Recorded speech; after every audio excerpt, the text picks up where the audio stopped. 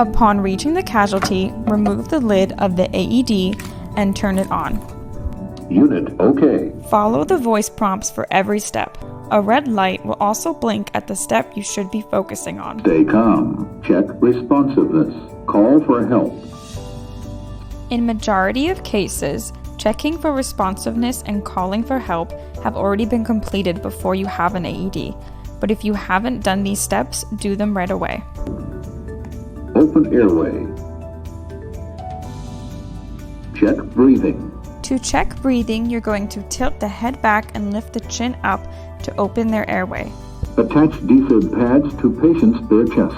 Use scissors if needed to cut away the shirt of the casualty to expose their bare chest.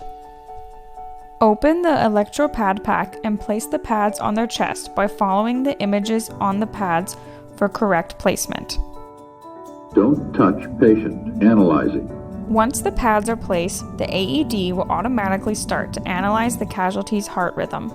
At this point, keep away from the casualty and ensure no one is touching them.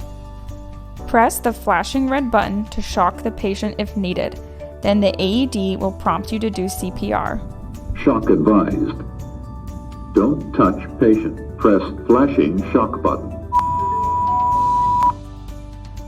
Start CPR.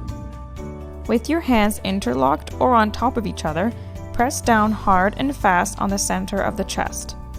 Until emergency officials arrive, continue listening to the voice prompts to either continue CPR or to stand clear for the device to analyze the heart rhythm again.